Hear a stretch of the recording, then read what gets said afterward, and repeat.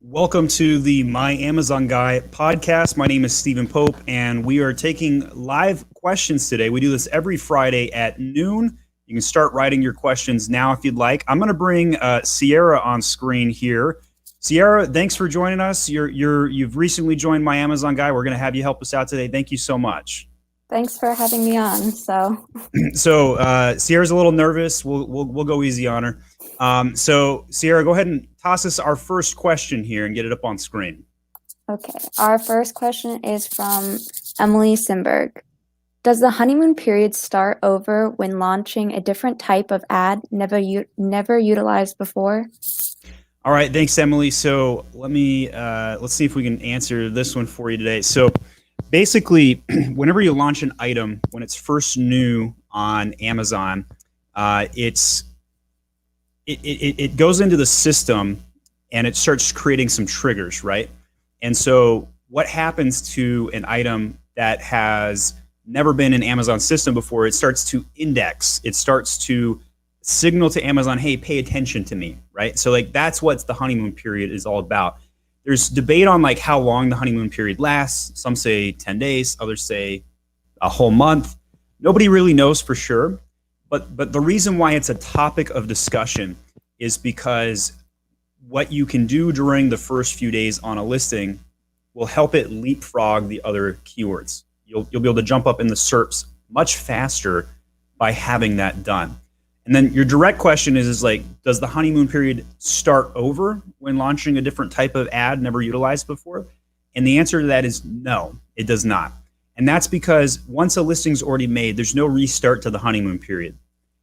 You can use a highly technical way to nuke a listing, like delete the photos, the listing, all the text to redo the honeymoon period, but we don't recommend that action unless it's like an extreme case where you're trying to, and it will delete all of your keyword rankings. So there's really no good effective way to reset keyword rankings or start a honeymoon period. So Emily, great question today. Really appreciate that. Do I still think Amazon attribution is broken? Yes, I do. And I think that it only really effectively works for Google AdWords. It definitely does not work for Facebook. I think it can track traffic pretty well, but beyond that, not so much. So great question on that one. All right, so Sierra, what do we got next? From Marisol Gonzalez. Any suggestions for getting upgated in Adidas? So ungating a select category like this is extremely difficult. You're going to need an invoice directly from Adidas. And so what I would say on this one is probably not a lot of good suggestions here unless you have a direct purchase order or invoice directly from Adidas. Don't think you're going to be able to get that one ungated otherwise. There's about 150, 200 brands that are gated within the Amazon ecosystem. And the reason they're gated is because there's usually knockoff issues. So if you've got a legitimate purchase order, you got a distribution agreement in place, that's the best way to get ungated in a category like that.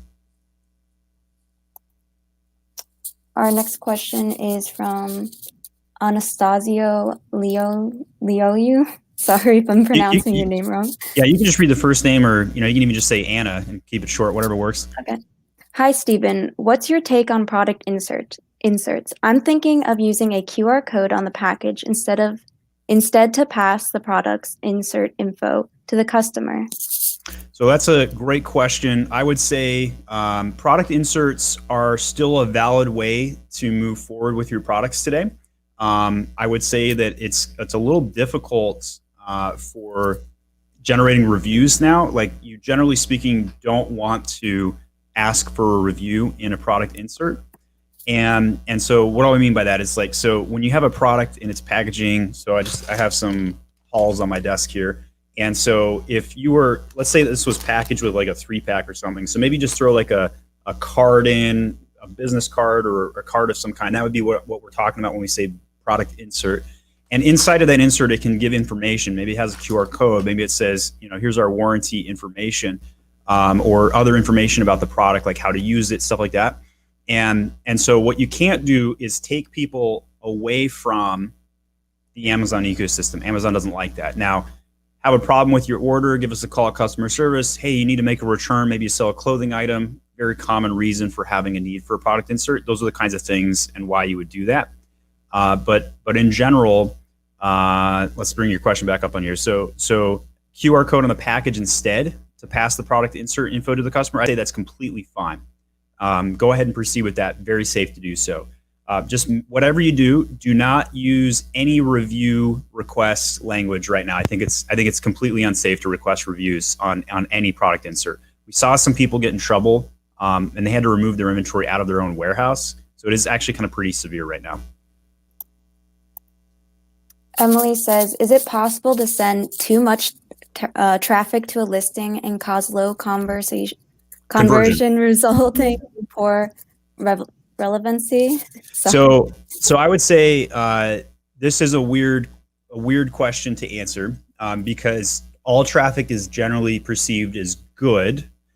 But the reason why this question is a great one is because if you send too much traffic, could you actually cause conversion loss, which leads to ranking loss?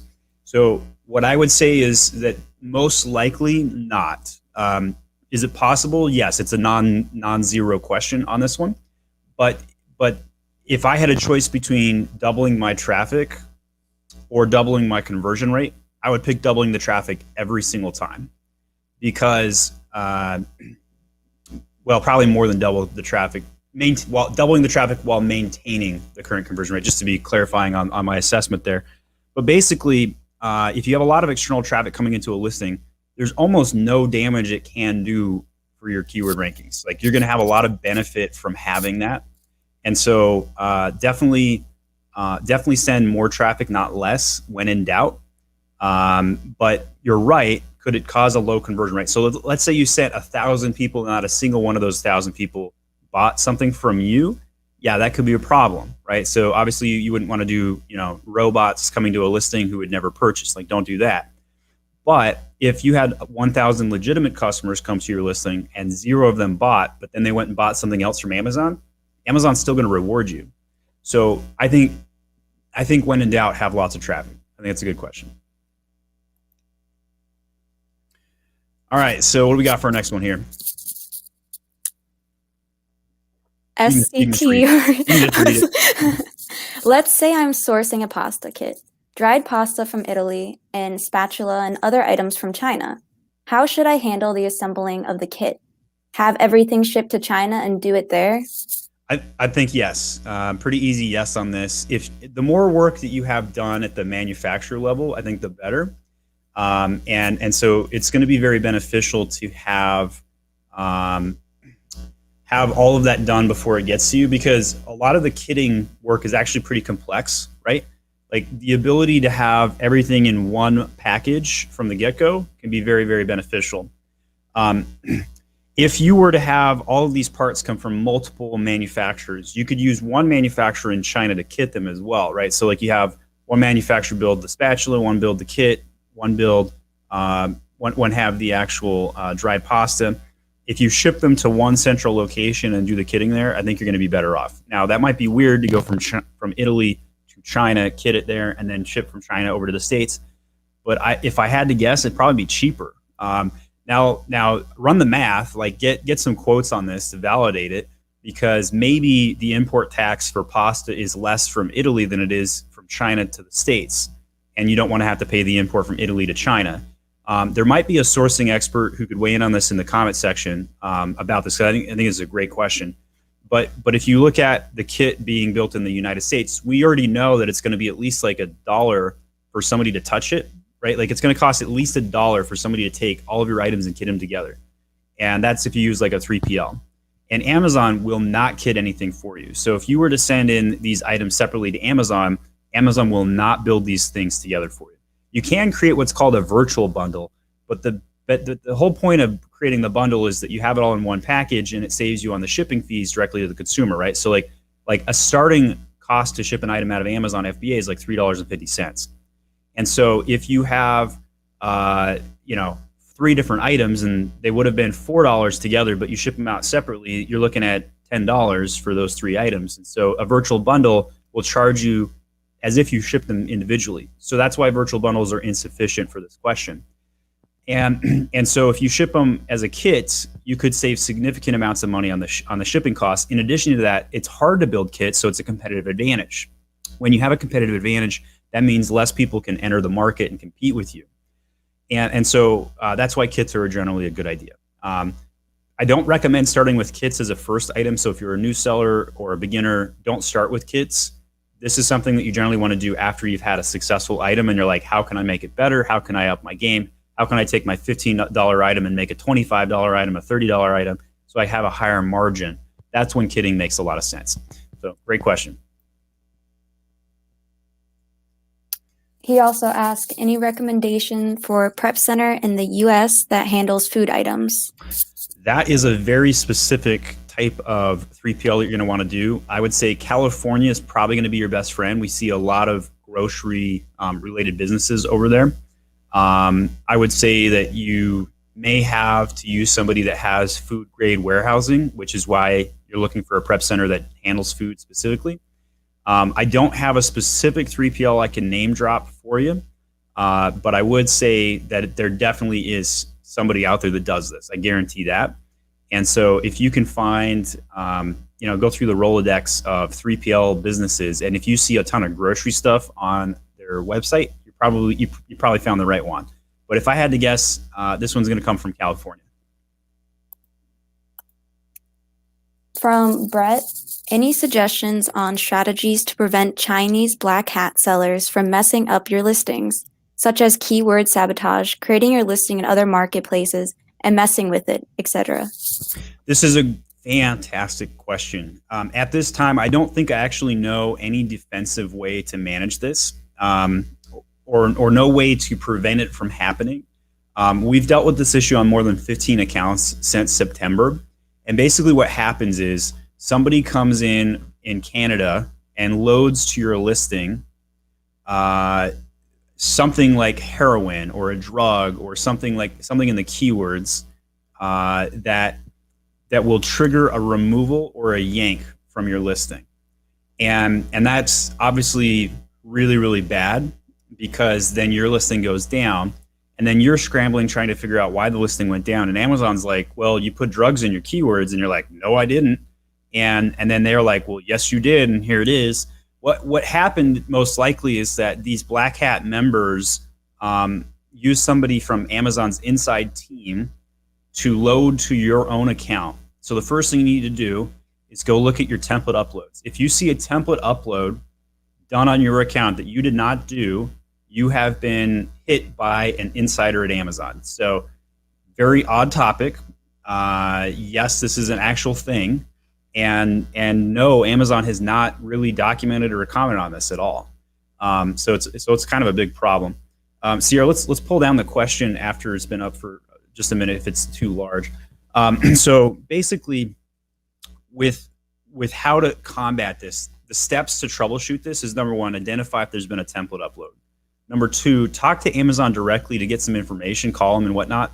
See if you can find if there's like something that they've caught, because you may find out it's not Canada. You may find out it's a European country like German, for example, and then you're like, I don't even have a UK or German account, which can happen.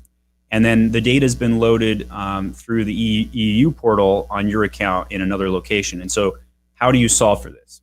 So we have a current client right now who has a suspended EU account running through this exact scenario, and they can't make an edit in EU, and they've got hazmat not clearing in the United States and in Canada, and it's just a total mess.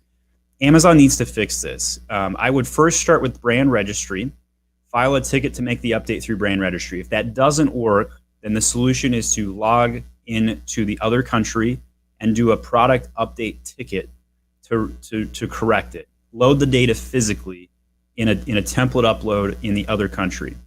And then after that, ask for the listing to be reinstated and try and protect yourself with that. But no, there's no proactive measure you can do at this time to prevent any of these things. The categories that got hit the most by this were grocery and beauty. Anything in those two categories were most affected. And by grocery, I actually need to extend that a little bit more. Supplements was the number one area. Anything consumable and topical. So if it goes on your body or in your body, those are the top two areas we saw these black hat tactics. So no 100% way to prevent your listing from being duplicated in another marketplace by a black hat, unfortunately. Not at all. Nylon97 asks, I'm switching from a sole proprietorship to an LLC. I opened a UPS mailbox for my business address. Will Amazon require documentation - proof of address, or can I change it in SC? No problem. So inside of Seller Central, you can make a change to your documentation at any point in time. The area that's usually most concerning is the bank information, not the tax information or the business address. I usually don't see any pushback on this question. I would say it's pretty safe to go and make the change, and it should go right through, no problem. If you're worried about it, what you can do is before you make the change, just contact Amazon and say, hey, I'm about to make the change from X to Y. I just want to make sure that's okay. And then they'll say, yeah, it's okay. The number one thing with changing information is the bank account. Never ever change the bank account number within 3 days of an expected deposit. They will see that as your account being attacked, and they will lock the account and they will freeze it. The best time to change the bank account information is usually within 3 days after a deposit, and you won't have any problems. And when you do make a change on a bank, I almost always do say ask for permission ahead of time just to make sure it's not a challenge. Don't know what Ivica is asking for there. We'll go to the next one. So big shipment. All right, won't come until May. With minimal PPC, I get 2 to 7 sales a day. Ranking tanked with this, but at the same time, it would tank when out of stock. Should I go hard on PPC now? Absolutely. Definitely go hard on PPC right now if you can get the sales without stocking out. So if your item is not going to have any risk for stock out, then go ham. If you have a risk of stock out, then I don't see a point of going ham yet, because if you spend a bunch of money and then all of a sudden it's going to go out of stock, there's kind of no point. There is kind of some debate in the community right now with like whether it'd be better to go out of stock at a high velocity or go out of or try and maintain margin and profit and try and not go out of stock and just raise your prices. I default to the raise the price methodology. I'm a marketer. I prefer to have traffic and growth, but I think on that typical type of question, I tend to err on the side of margin and profit, and so I would raise the prices and not worry about it. So hopefully that answers your question. If not, feel free to ask a follow-up. All right, Sierra, let's go to the next one. Cupcake Sprinkles asked, is there a catalog page in Brand Registry? VCCS told me to update my catalog in Brand Registry, but I've never seen a catalog in BR. All right, so is there a catalog page in Brand Registry? Technically, no, not in the sense that you can edit it, but there is a team that evaluates and creates the edits on their catalog side. So there is actually 3 catalog versions of your listing, one that you can access, one that the retail team at Amazon accesses, or the catalog team, and then there's kind of like a third one, and this is speculation on my part on this third one, but I think that there's a third one where it just kind of collects every submission ever made.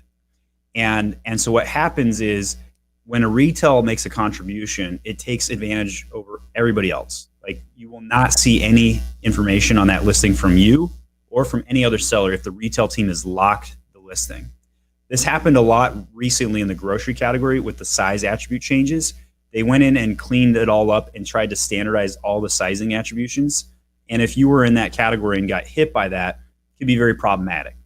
But back to the vendor central side, the VC side, they want you to update your catalog in the Brand Registry portal.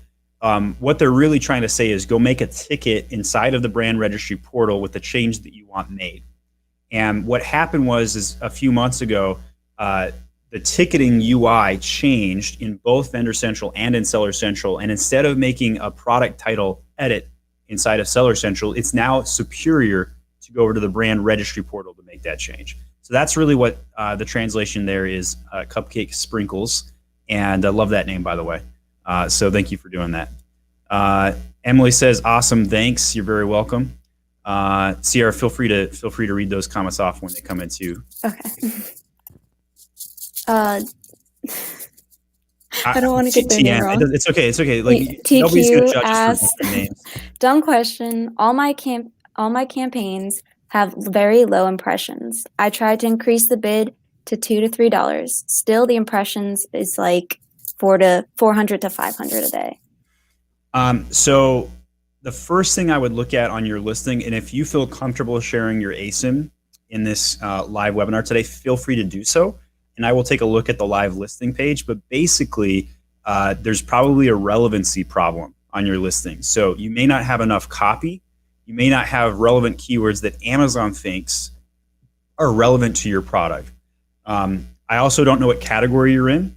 So if you're doing $2 or $3 bids and you're in the homes category, I have a little hiccup right now, then you have a high bid. But if you were in like supplements, a $2 or $3 bid wouldn't even get you an impression at all because bids are at like $5 in that category, or even in beauty or tech.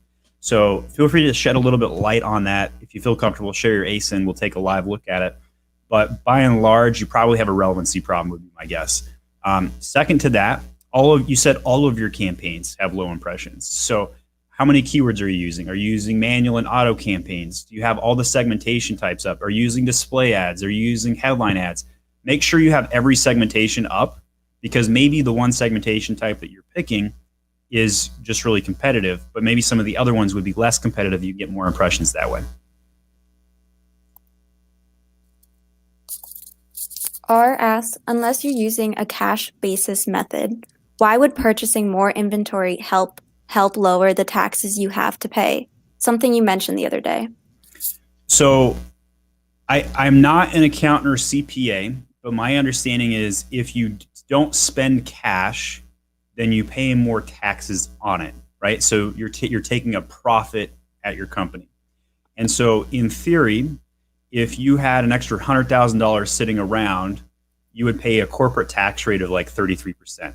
So instead of paying $33,000 in tax in 2020, what you could have done is take that $33,000 or take the full $100,000 and buy your inventory for 2021 and get the money out the door.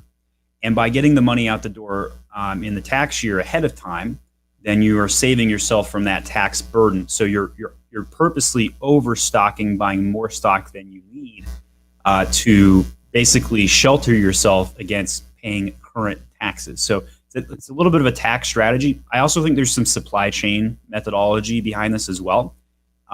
Specifically, the ability to prevent stockouts, right? So like if you have a year's supply of stock right now and the next Black Swan event happens, maybe you sell air purifiers and there's a big wildfire in California, right? If you have a year's supply of those on hand, then you're going to be able to navigate to that Black Swan event. Another example, maybe there's all of a sudden a really big craze because some sort of Netflix show came out, right? So we don't know every show that's coming out on Netflix, and all of a sudden they come out with one that's really heavy on chess. Well, for the guys that had chessboards in stock in the thousands, they took advantage of a big cultural craze, right? So that's why I suggest people be heavier on stock, whether it's a Black Swan event that is negative or positive. Having that extra stock on hand makes a lot of sense. Now, obviously, it's challenging to do this. You have to have your own warehouse. You got to have your own 3PL or warehouse that will accept the excess goods, because you wouldn't want to ship this all into FBA. Doesn't work. David has 3 questions here. He says, but I think it's not a good idea send purchase agreement here. I think better send purchase agreement exactly to supplier in Alibaba in chat, because can see their name, company, and other info and let him confirm everything, right? So if something goes wrong, I will have some proof for PayPal. Am I right?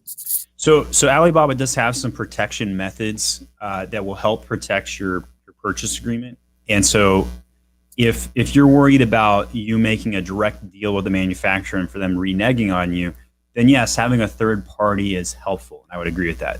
But what I would say is that having a direct relationship with the manufacturer has never been more important. And the Chinese culture, which I don't claim to understand, but from what I do understand, they kind of want you to make friends with them on a really heavy communication basis before they want to do business with you. And so it does behoove you to call them up, talk to them in person, just like we talked with Dave yesterday in our live Q&A on sourcing. And so, build a relationship with them so that you're not just having to rely upon a third-party guarantee out of Alibaba, right? Like you're in this to make multiple purchase orders, not just a single purchase order coming in. Yarrow says, friend has listings selling 10 to 20 units a day, 350 reviews, rating 4.6, but it is so competitive now, so he only earns $1 per sale or less. Is there a way to reuse this listing anyhow, not just stopping it? Yarrow, I think the answer to that question is yes. So if you could change the listing or upgrade the listing, right? So maybe today it's a basketball, right? And maybe tomorrow it's a kit of sports items and it's a basketball, soccer ball, and football, right? Can you change the listing to become a kit? Absolutely. Very common to reuse UPCs, especially in the supplements business, because they change the ingredients and then they repackage something and they go to 2.0, 3.0 of an item. It's very appropriate. Now, how does Amazon view that? They're probably they used to probably be indifferent, and now they probably look at it a little bit more negatively. But by and large, you've built the listing, you own it. It's your brand property, in my opinion, and I think you can do whatever you want with it. Now, would I take an item from the tech category and 350 reviews in tech and then make a beauty item out of it? No, I think that's completely wrong, right? There's probably some ethics behind that would be wrong. But if you're staying in the same item type and those reviews are, something that would be helpful for somebody on the 2.0 version of your item, whether you make a kit upgrade or whether you improve the item somehow, then I think it's totally appropriate and safe. The next question, R asks, it seems unbelievable that all-in-one would have to do is to nuke the listing, and that will restart the honeymoon period. Can you elaborate? It seems too simple to regain the ranking.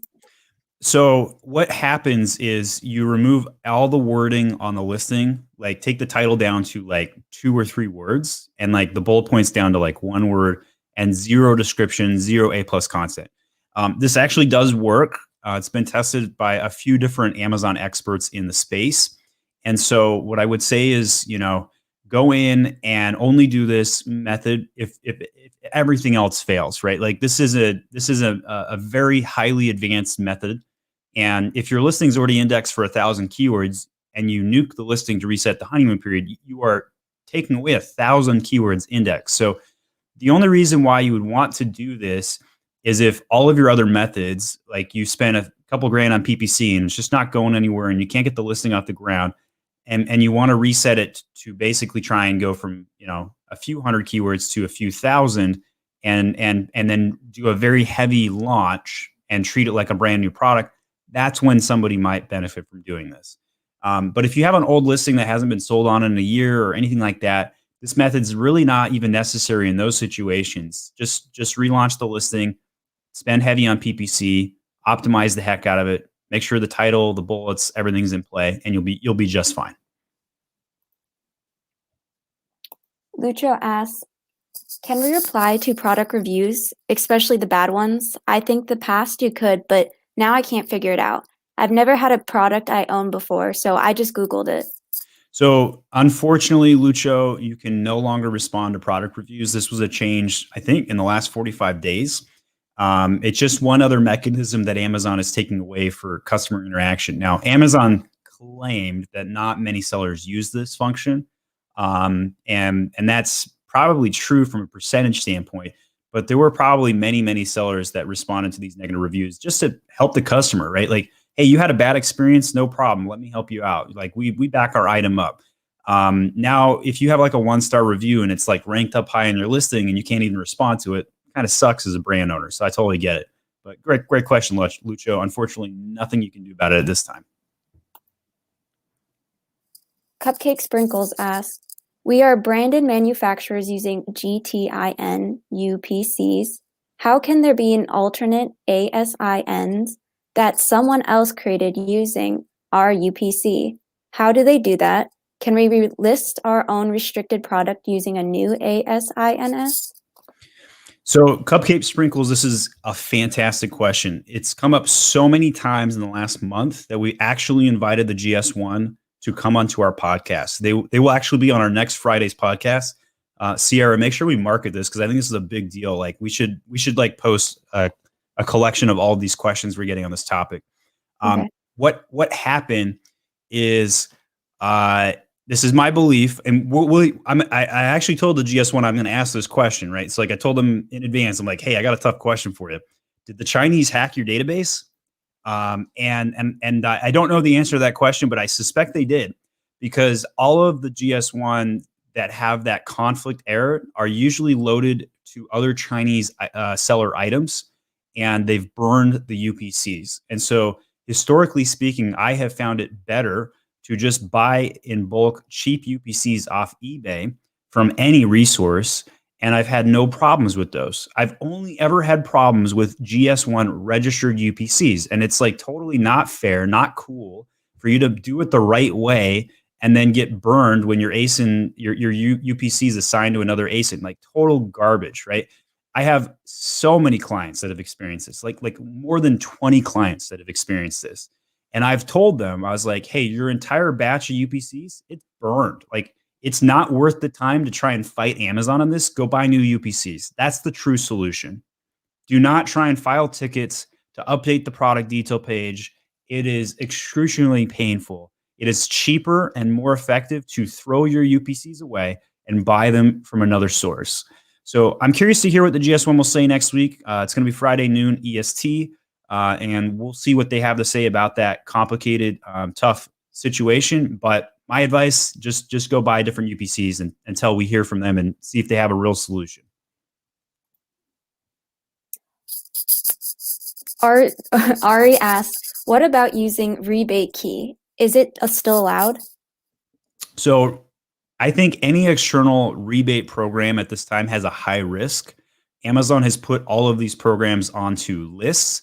They know and they've seen the sort of customers that are buying these things, and they're not the kind of customers that Amazon wants, unfortunately. So would I personally use these programs on my accounts, or would I do it on behalf of my clients? I would not. Do I think it's black hat? No. I think it's probably somewhere in between. I think it's probably high risk gray at this time. And I have, I've looked at these programs. I've used them on clients that ask, and we've tested it. But by and large, I think that the benefit of using them has diminished to the point where it's not worth doing. So like you look at Viral Launch a year ago, they didn't use a rebate program. They actually used like a discount, and they changed their entire structure a year ago. So that's kind of a case example of what we saw. 3 or 4 years ago, you could see rebates given out and have highly successful review generation, you name it. All of those things used to happen.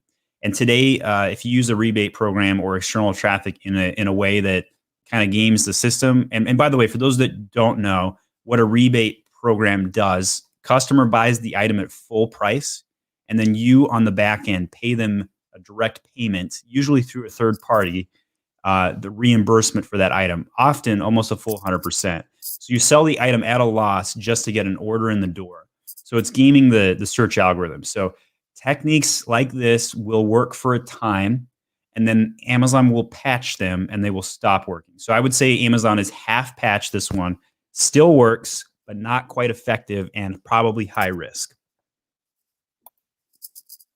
The next question is from Brett. Any common reasons you are seeing accounts getting suspended that some of us may not be aware of? For example, I was reading about a FBM seller that was suspended for refunding buyers too much. So I think at the end of the day, if you do what's in the best interest of the customer, you're less likely to be at risk for suspension, Brett. Does Amazon have a really bad history where they've suspended a bunch of accounts for unlogical reasons? Yes, I think they do. I think that the update that we saw in the last couple of months was a very positive one, where we saw Amazon basically say, we're not going to suspend an account without contacting you first. So we're now seeing Amazon contact you, let you know about the problem, give you a chance to create a POA in advance. I think I've only seen one account be suspended for variation abuse, and I put that in quotation marks because Amazon's parentage policy right now is kind of vague. And so a lot of competitors are reporting misuse of variations in parentage and trying to get Amazon to take your listings and separate them out, because if they get separated, the reviews may not recombine, which is a problem, and that's why people want to combine them. So that's probably the least unknown potential thing that could happen. You can get suspended if you abuse parentages and variations, but by and large, I've only seen that happen one time. Selling items used as new, probably the most common issue, and usually it's not actually a used item. Usually it's just like a return that got put back on the shelf, and Amazon's at fault for that crap. But there's nothing really surprising, in my opinion, right now that people are being suspended for. Maybe specific things that they're being like not the whole account suspended, but like if you do review requests through email asks, they might suspend your email capacity, but not the whole account. It doesn't surprise me that if you have a high refund rate. So like if we were to look at, I actually might do a screen share on this one. So let me go over to account health, and I'll put this up on screen here momentarily. So share screen video. I tried to do video file. Let me actually do share screen and go over here. So this is my Momster account. So anything that you see on the account health page is a potential area that you could be suspended for. So if your order defect is above 1%, they could suspend you for that. If your negative feedback is too high, they could suspend you for that. Policy compliance issues, if you've got too many IP issues, whether it's suspected, received, authenticity issues, safety issues, policy violations, any of those things, I would say are probably the highest risk for account suspension. And then if you have a lot of late shipments, you're gonna have a problem with that too. I'll be honest, Brett, I don't think I've ever seen one time somebody get suspended for refunding people too much. But that one might just be because they have too many people complaining about the item, and that could have been the real reason. But it doesn't surprise me that a lot of refunds would suggest to Amazon that there's a problem on the account that they want to look at. You're very welcome, Emily. Great, thank you. We might have to ban Ivanka. I think they're a bot. So all right, let's go next. All right, so I'll let you keep reading. I just have a habit. You might be on mute here. All right, unmute. China customers is a nightmare getting imports into it. Isn't it a good idea unless you are based there? I do not know anything about Chinese customs. There's probably many experts that could speak to this question. When I first started reading the kit in question, my brain immediately went to multiple Chinese manufacturers and then piling them together. You might be right that you may not want to ship from Italy into China to kit your stuff there. You're probably right. That may not be the best idea. But there are a lot of empty containers that are being shipped into China right now. So it might actually be cheap to ship stuff into China, but I don't know for sure. Thomas K asks, are you aware of cases where products is displayed in top 100 or top 10 and then does not show at all 5 minutes later, and then few minutes later shows up again? Same ZIP. Multiple sellers seem to be impacted. So this is one I'd want to see to troubleshoot myself. This is not the first time I've heard about this kind of scenario. I don't think I have any ideas on how to troubleshoot this one. My initial thought would be if there's multiple sellers of the same item, maybe the buy box is rotating to a geographic issue. Like maybe one guy's got seller fulfilled prime, another guy's got just regular fulfilled by merchant, and a third guy's got FBA. And maybe that could affect the geolocation rankings. but you mentioned in your comment there that it was all the same zip code. So it's kind of really peculiar. I would definitely run some tests on that. I would open up my browser in incognito. I would try and find 3 or 4 friends down the road from me to troubleshoot this as well and document it and see how many things they have, like what the ranking is on their side too. So I think you're gonna have to do some data gathering on this one. I do not think there's any sort of Amazon ticket you could file to gain any info on this one. I think this is gonna have to be your own sleeves rolled up to figure it out. Thomas also asked, in case of customers asking for a refund for consumable items, say a kitchen sponge, would they still have to return the products, or can they get a refund without actually returning them? Great question. I think, Thomas, they can definitely get a refund without returning the item, no problem. It makes a lot of sense to do returnless refunds. There actually might be a setting inside Seller Central that allows for returnless refunds. This was a big push probably 3 years ago, actually. And so I think it'd be totally fine to see that happen. So yeah, I think that's appropriate. I think it's pretty standard these days. And most marketplaces will allow it just fine. Next question from Eldar M. Is Manychat SFB still a good method for reviews as well as rankings in 2021, or Amazon is lot clearer now? It could lead to suspension. So I would say I think that Manychat went through a really big change in January of 2020, so over a year ago, where they changed a lot of their policies. Ever since then, I've personally viewed Manychat as less valuable.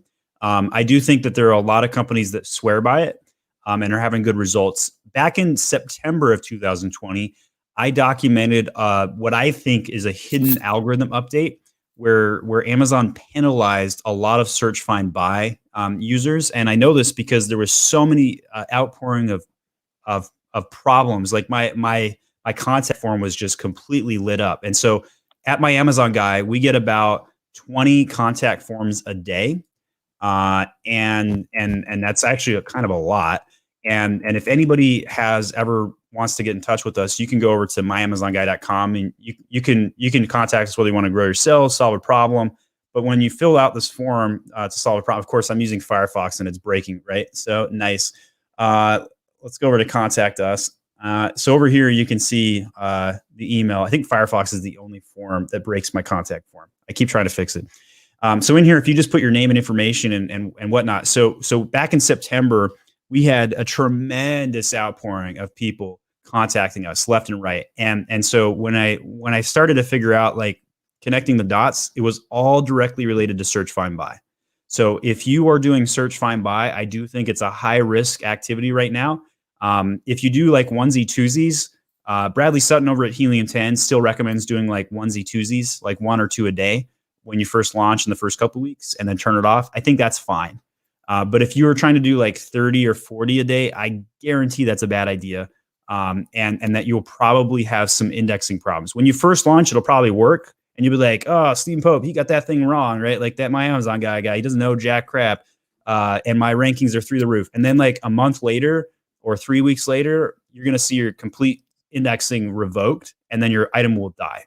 Like that's what I typically saw from that. So I don't recommend search, find, buy en masse right now. I think Manychat's fine by itself if used correctly, but I wouldn't use it for search, find, buy en masse.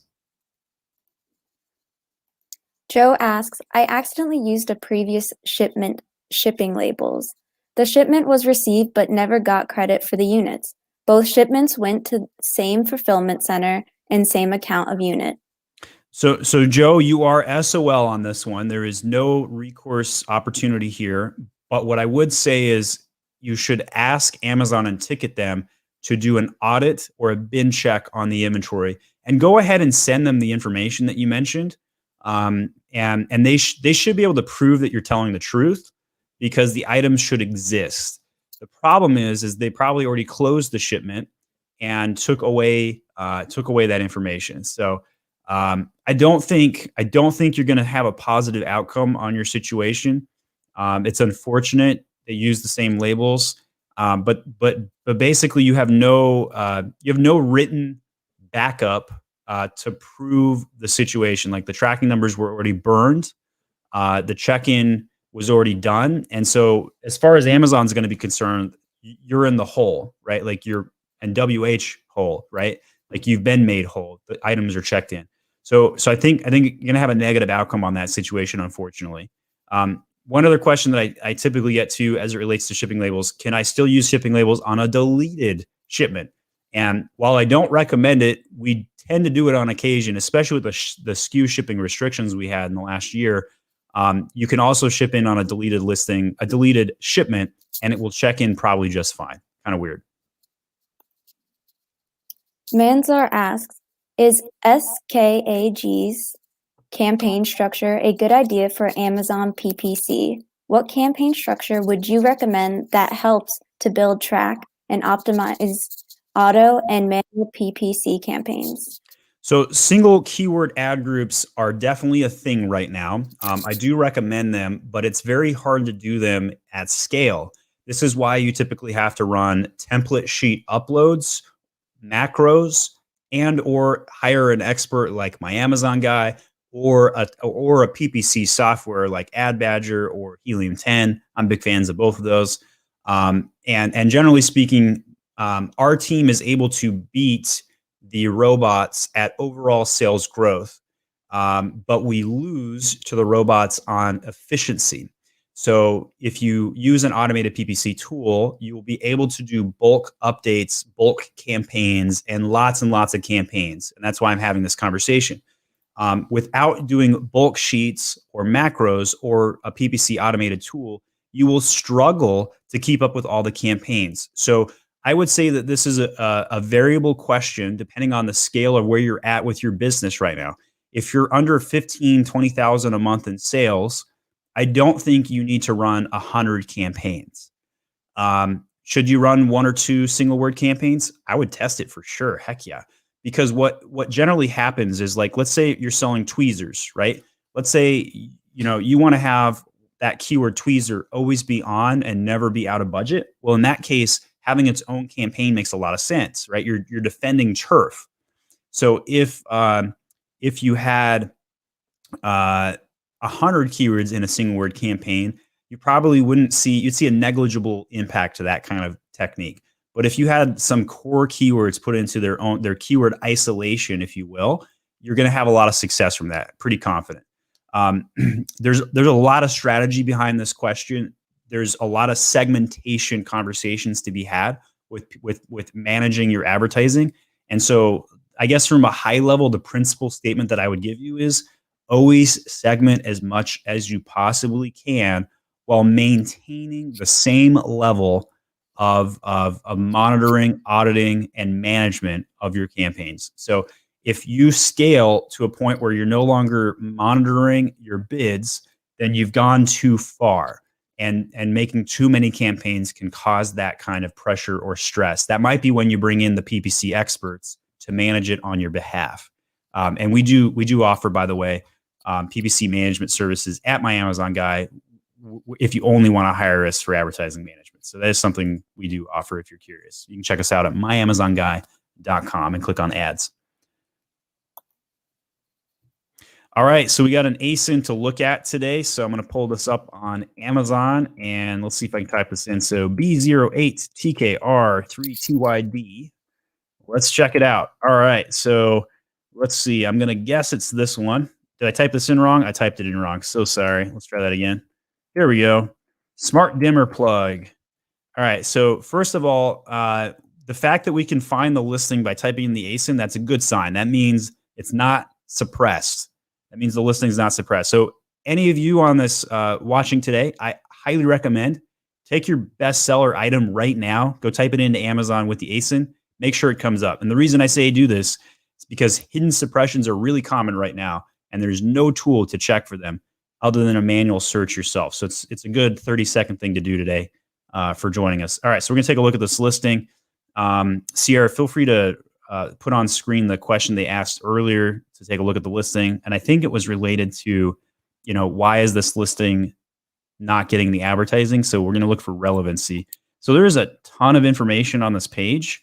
But one of the problems I do see is there may not be enough copy because, well, I'll take that back a little bit. There's kind of a lot of copy, but this particular image has a lot of copy that's would have been good SEO, but it's in an image format. So I would probably redo this in a copy format because it's too copy heavy.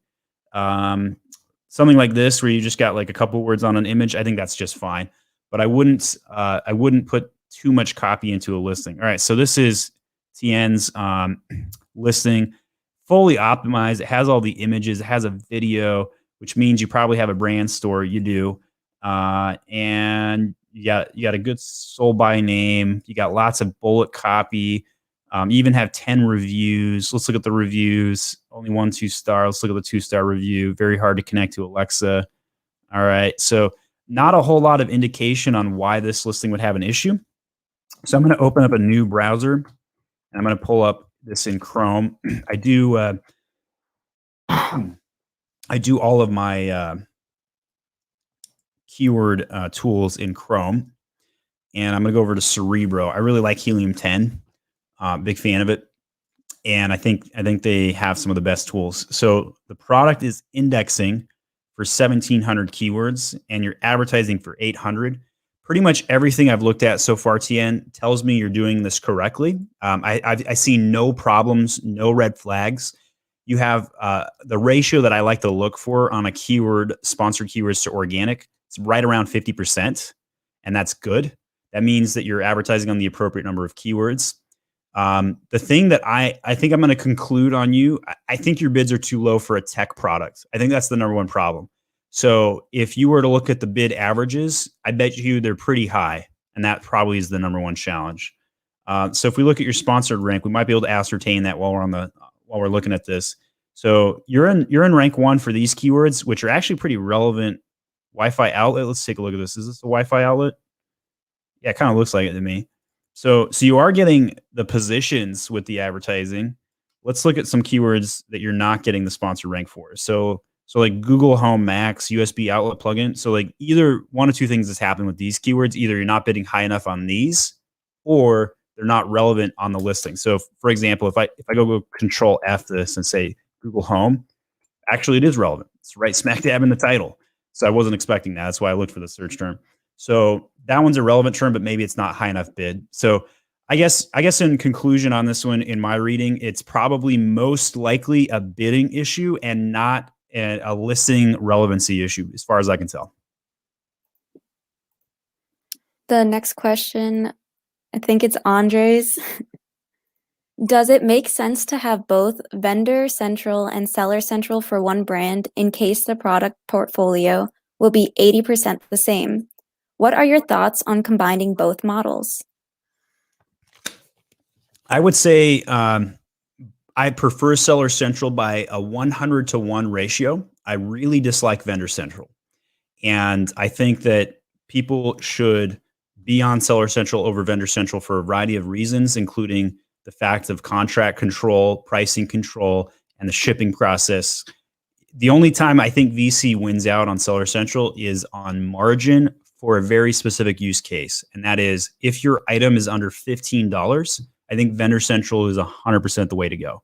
Not in all, I'll back that up a little bit. Let's go $10, 100% under $10. There's probably some gray area between the 10 and 15 mark.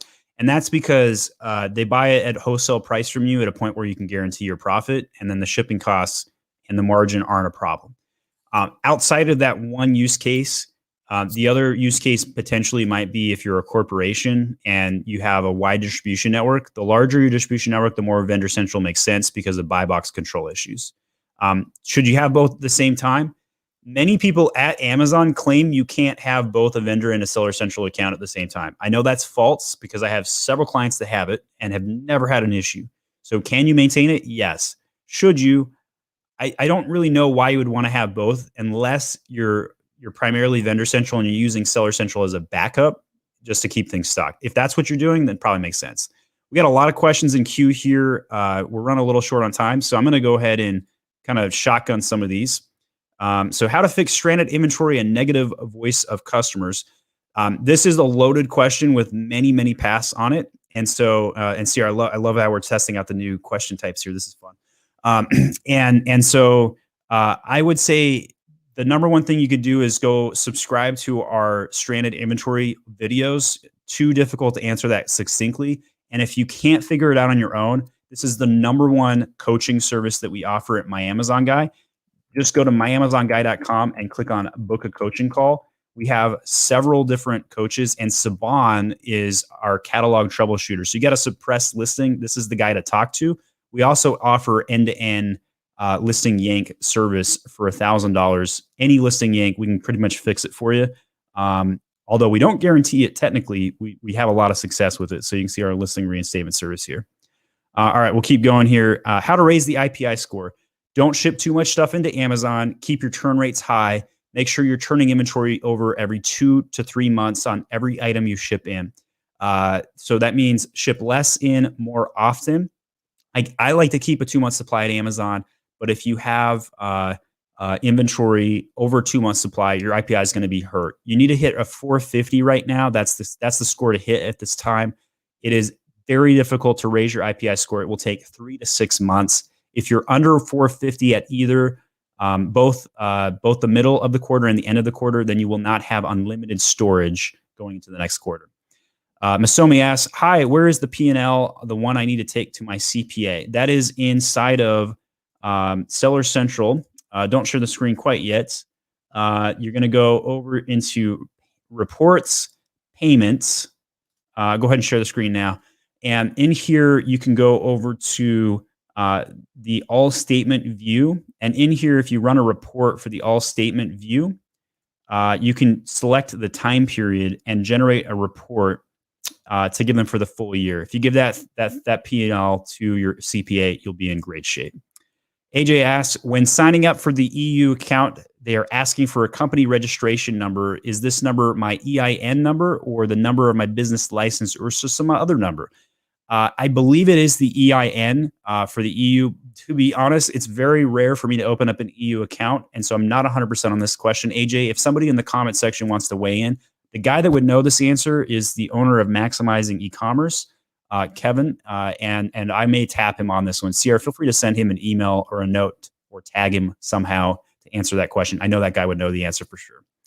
Somebody says, where is the Amazon profit calculator on Seller Central? So there's an FBA calculator, if that's what you're talking about. Simply just Google FBA calculator. It should come up. And you need a tool that is more in depth than this to calculate real-time profit. I would recommend Helium 10, Seller Legend, or Profit Legend. I'm butchering the name on the last one. But there's a way to do that. Inside of the FBA calculator here, you can type in your Asin, put in your shipping costs, your COGS, and do a one-off calculation, but that's all that's going to be good for. It will not give you your profit per SKU in real time. You need an API third-party tool to do that. Spending on inventory is only tax beneficial on a case basis accounting. All right, good information. If you are an accounting expert, I will take your word for it. Cupcake Sprinkles, we are vendor manufacturers thinking about doing a listing of 2-packs. Another seller already made the 2-pack Asins with our products. They did a good job. Do we make a new Asin or use the ones they started? I would use the ones they started for sure. And then just show up and try and hopefully take over the buy box. PPC bids are getting so expensive in some categories. What is your opinion? PPC strategy tailored to only rank better for keywords and ignore ACOS, or does PPC help rank for keywords on page 1? It absolutely does. PPC has about a 6% keyword ranking factor. Compare that to 40% on organic orders and organic conversion rate. So significantly smaller impact as of the A9 update from Amazon. And that update went live about a year or a year and a half ago. I don't know for sure off the top of my head. But in any case, yes, PPC should be done for key search terms, but not all of them. It can be quite expensive. I would run a general ACOS goal across the account, and then I would portfolio an SEO campaign separate from your ACOS goals to keep you ranked for your PPC terms on SEO. Joe Shaw, adjust the focus, please. It's on the mic stand, not you. That is a problem. I agree with that. Thank you, Joe. May have to play with that after. Andre says, could you elaborate on your last video about the honeymoon? Is it too late to set the launch date when I'm waiting for the first shipment and the listing is inactive out of stock? I don't think it's too late. Go ahead and do it. No problem at all. There's a 15-minute video that I did on the honeymoon period. Put a lot of thoughts into that. We'll link it in our comment section if you can get that linked. R Glacier says, would you recommend as far as Rebate Key, et cetera, or Sellerchatbot to gain keyword rankings? Are there any issues with suspensions using these? I don't think there's any account suspension issues. I do think there are keyword ranking issues as discussed earlier. So scroll to the other timestamp where we talk about that one. Kevin says, hey, I'm trying to upload Aplus Content and the preview is blurry. I'm not sure why. My images are the right ratio and high quality. Is there something I'm missing? Get this question once a month without fail for the last 3 years. I do not know why Amazon has not fixed this at this point. There is no known solution, and it has nothing to do with how you're loading it, your format file, I forget all the acronyms and the technical terms, but DPI, I think, is the one. Has nothing to do with you. You're doing everything fine, Kevin. No problem on your side. What I can say is just keep trying to load it until it works. But literally, if you contact Amazon, they won't know how to solve this. I am still looking for a solution to this problem. If anybody knows the solution to this problem, please weigh in on the comment section. I want to hear from you because I get this question every month. Andrew says, is it possible Amazon does not attribute sales to ad campaigns? I have low conversion on ads, maybe 10 or 15%, supposedly 40% on unit session. Andrew, I've got this question 3 times in the last 45 days. I have started to do some tentative research. I haven't gone full blown in depth on it at this stage. But I think you're right. Based on the fact I get this question, I kind of look at myself as like the taxi driver of Amazon, right? Like I don't actually have any insider information, but once a few people get in my taxi and go to the same location, I kind of make some assertions, and this is causing that assertion right now because so many people have asked this question. I'm pretty sure you're right. So I don't have a solution on this one. Is it concerning? Probably not. Nothing you really need to do about it. But when in doubt, when you have a high conversion rate, spend more on ads. That's generally a true statement. All right. So what are your thoughts on drop shipping on big box retailers like Home Depot, Target, Lowe's? What would be the business value add? I would say if you're trying to do a drop ship model, I'm not the guy to follow. We have a lot of good techniques, but drop shipping is not one of them. We're more about brand building. But if you are going to sell your Amazon FBA items on another platform, then yes, that's a viable avenue of revenue. Andrew says, I get a lot of supposedly organic sales despite not being on the front page for almost any keywords. Andrew, I would say look up your indexing on a tool like Helium 10 Cerebro and just see how many keywords you're indexing for. You'd be surprised. You're probably indexing for more than you think. And if you are ranking for more than 1,000 keywords, then you're ready for phase 2 of SEO, where I like to call it the pink word update.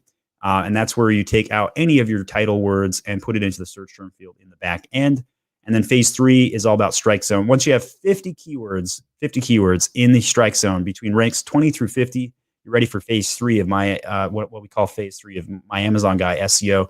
And that's where you will put very specific keywords from your strike zone into your title, bullets, Aplus Content, alt plus text, all that good stuff, and try and rank it further. So Andrew, you may want to check out some SEO strategies, but you're probably doing better than you think based on that comment.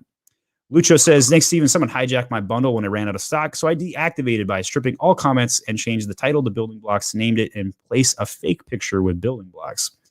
That is awful, really awful to go through that. Number one thing I'd ask you, do you have Brand Registry? If you don't have Brand Registry on that listing, then that is the problem. If you have Brand Registry, then you need to submit tickets in Brand Registry to correct the issue and do a template upload to fix the listing. It will probably help it out quite a bit. Talal says, I was waiting for your live video. Woohoo. Thank you. David says, make 300 plus, send 100 plus units because 100 units cost not much for shipping. Start making first sales and another 200 units by sea. Actually, I think that's great advice, David. Good advice there. Anthony says, Brand Registry won't merge duplicate ASINs from rogue sellers into the main ASIN citing registered brand. We are the agent. Are there any other ways to merge the listings or delist rogue duplicate ASINs? Yes. You can do what's called a trademark infringement takedown on the rogue ASINs. Those will go through 100% of the time. I guarantee it. If you haven't watched my video on Brand Registry infringement takedowns, that's the video for you, Anthony. See if you can track that one down. And basically, that's what I would go for. Now, on the merger tickets, there is a lot of pushback on mergers right now, Anthony. But what I would say is if you show them a picture of your item, a link to your manufacturer, and push them repeatedly in the ticket and say, this is the same item, we're the brand registered user, merge, they will eventually acquiesce to you. So you'll get it to go through. Cupcake Sprinkle says, is it a benefit or a detriment to link Asins that have 500 or 1,000 high-star, 4-star reviews? I actually don't understand this question. To link those reviews. Yeah, honestly, Cupcake Sprinkles, I'm not sure what you're asking there. Ultra says, in the interview of verification for seller registration in the USA is enough to expand to Europe and Japan. I do not know. I would guess yes. This is a relatively new program. If you opened up a global account, you probably only need to verify one time. So I would suspect yes. Andrew says, are there any rules about sellers having multiple nearly identical items, superficial differences like woodlock versus solid color as different parentages? A competitor is monopolizing the first page. Yes, there is. I don't know how to find that policy guide, but if you are selling the same item and calling it two different things, that is definitely against policy. It's also a bad customer service experience when somebody searches these things. Is it a technique I recommend? To be honest, we actually kind of engage in it from time to time. I wouldn't call it black hat. I would just say it's definitely against policy. So if you find somebody doing that and you report them, I guarantee they will take action. It just may take a lot of reports. But there is a policy against that, yes. Joe says, I sell wholesale. Had Amazon take down an Asin stating it was restricted. It never appeared on performance notifications or account health dashboard. I can't call account health, but not getting answers. This is a common thing I've been seeing of late. You should have gotten an email. It never got triggered. That's a problem. Don't know how to help you gather information, but when you contact Amazon, they might have some information inside of it. So Joe, you would probably benefit from a coaching call with Saban on our coaching staff. I would definitely give that one a whirl, or hire us for the listing reinstatement. We are experts on this question, tracking down this stuff. Please feel free to go over to our coaching page and select Saban there. All right. Don't even know why it's restricted. Only body weight scale. Probably a keyword caused it, Joe, most likely, or it might be a black hat takedown. Could be any of those. So hard to troubleshoot that without seeing it. Tian says, thank you very much for looking at my Asin. You're right about tech products having very high PPC, high return rate, low margin, time to shift, frowny face. I mean, it's possible. It's just really hard category. Man says, do you think Amazon shipment restrictions will be removed soon? So I do, actually. Everybody I talk to has a very favorable view about this. And I'm looking at my clock and it's like 3:12, March 12th. I'm surprised it's not done already. I really am. I did make a question video about a month ago where I asked, is Amazon going to remove these? And I was like, it's not, I was pretty pessimistic a month ago. I'm more optimistic now. I think by end of March, they'll remove it from 200 and go to 1,000. But at the same time, I am hearing a lot of news about Amazon being out of space at FBA. We're also seeing a lot of space at 3PLs out of space. So until everybody has room to put stuff, it wouldn't surprise me. We got some links in here from the Honeymoon Period. Got a bunch of different links. Feel free to check those out. All right, next question. Ultra says, is the interview of a verification for seller account registration in the USA enough to expand? Where do you get that one? I think it is, but not sure.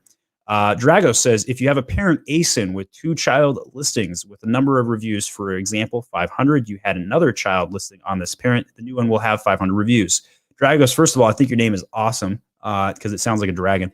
And what I would say is the secondary childs no longer have a guarantee from Amazon to have a combining review on them anymore. Unfortunately, it's actually a new policy. Reviews will typically not combine any longer. Do they still combine in some categories? Yes.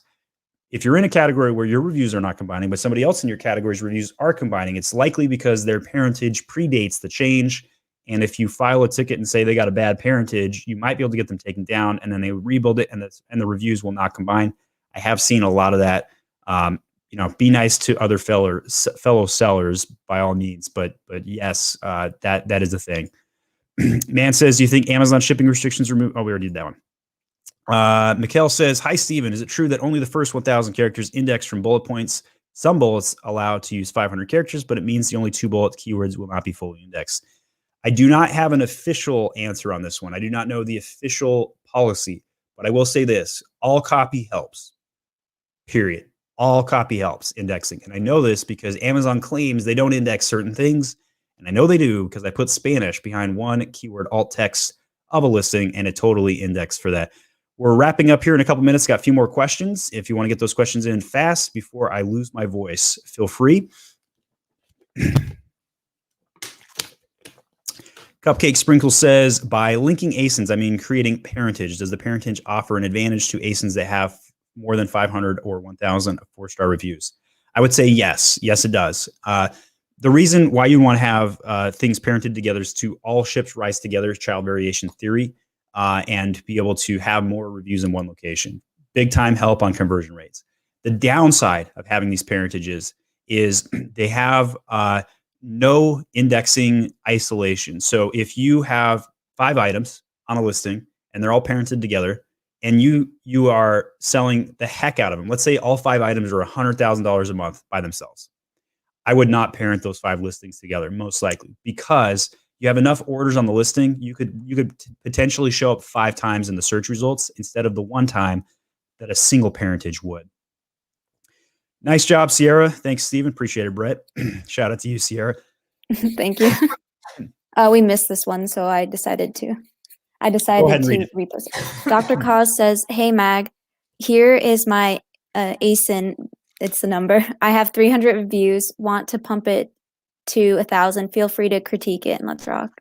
All right, this is going to be the last Asin review we will do today. I'll pull it up on screen here, see what I can find. Keep the question up. B076S6KBP2. All right, let's take a look. So car, vehicle, aircraft, carbon, monoxide CO detector. Pretty cool gadget here. 300 reviews. Want to pump it to 1,000. How do we critique and rock this thing? All right, so first thing first, your secondary images has no people. You got a hand. That's cool. So is this only for people who paint their nails? Who's the target demographic of this item? I have no idea based on seeing the images. What you need is within 5 seconds. The video that you need to watch next is my video on market polarization. Very controversial topic, if I had to guess. And I'm going to tell you in that video, go profile your customers. Do exactly the opposite of what society is doing right now and document the heck out of the specific customers. So you need to know who, the age, what kind of magazine this person reads, male, female, what's their age, are they married, have they been divorced 3 times? You need to know everything about them to try and figure out more information about this item. I think the title and the bullet points are optimized. They're good to go. Obviously, great reviews. That's good. Let's go to the A+ content. No A+ content. You're asking for a review without A+ content? You need to go buy A+ content immediately, Dr. Kaz. Go to myamazonguy.com, click on the services, go to the design, A+ content right here.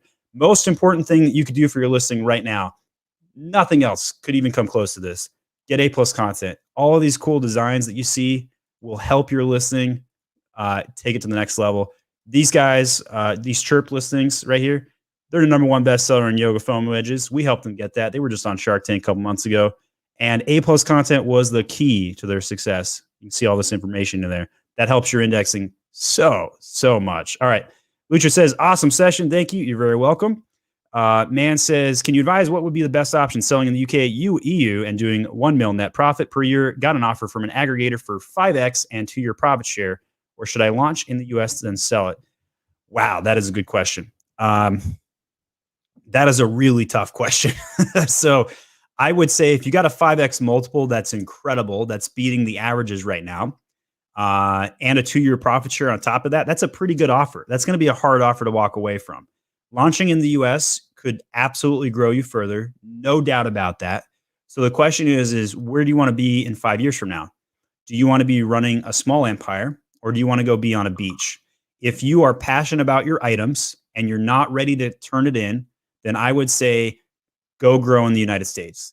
If you are ready to sell, we have a ton of information, and this is pertinent information for anybody. You can go over to AmazonAggregators.com. We have a link to every aggregator in the entire market. And if you trust us, like I hope you do, if you trust us, want us to introduce you to any particular aggregator, you can give us your info, and we will figure out the best aggregator based on your category, so you get the highest offer. Again, I think your 5x offer is pretty dang good. Going to be a hard one to walk away from if you don't take it. But big aggregator, number one in class, Thrasio by any stretch. But there's a lot of smaller, just getting started aggregators on this list. We know who they are, how much money they've raised. We've done a ton of research and intel on them, trying to keep up with everything. And the question is, do what you think is going to be passionate about. So like, I'm extremely passionate about Amazon, right? I love Amazon. But if you're in the part of your day where you're in a big grind right now, maybe selling is the way to go. Definitely a lot of cash entering the space right now.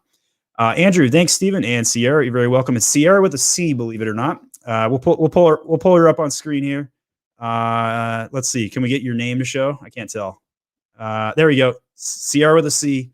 Appreciate your help. Sorry I had to do a jet run. We had so many questions today to get to them all. All right, so we got last 3 questions, then we are done today.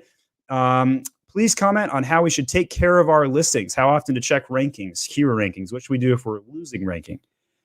That is a very lengthy conversation. I should probably make a video just on that topic. Sierra, let's write that down to do like a half-hour video on that topic. I would say, in short, make sure you're always growing, sessions going up, keyword rankings going up. Track your keywords in a tool like Helium 10. If you haven't tracked your keywords, that's the answer to your question today. And that'll be very beneficial. Always be growing is my default policy. Andrew says, for your Aplus Content service, how much copy images do we need to provide? Whatever you got, anything you've got. We'll fill it in with stock photos. Obviously, if you have some good photos, that'll be a better listing. But if you don't, we'll fill in the gaps for you. No problem. Masomi says, thank you so much. That is our My Amazon Guy podcast. I want to bring Sierra back on here. Sierra, thank you for being comfortable on camera with us today. I really appreciate it. Thanks for having me on camera today. So Sierra joined us to run our social media. She will be helping monitor things. We are scaling to a point of no return right now. We have so much going on. Our message on YouTube, all the things that we're doing is scaling very quickly right now. And I would not be able to manage all of this without Sierra. So thanks for coming and joining our team. Thank you. All right. After watching today's video, we have linked to several other videos you need to go watch. Sierra is going to work on adding some timestamps. If you're watching this in the replay, you can click on whatever question makes sense for you. You want to hear about it. If you want to hear more, you want to write a question, you couldn't make the live session, you're watching this in the replay, leave a question and we will answer it in the comment section, or come next Friday at noon EST and we will answer it for you. Next Friday, the GS1 team is joining us. Ask any UPC question ever about the GS1. We will answer that on the next Friday session. I'm a really big fan of my market polarization video. Sierra, let's make sure we get that linked if we haven't done that already. That's the video you guys should watch after watching our live session today. My name is Stephen Pope. I am the founder of My Amazon Guy. This is the live Q&A session weekly, Fridays at noon, every Friday without fail. Thanks so much for watching. That's the end of our broadcast.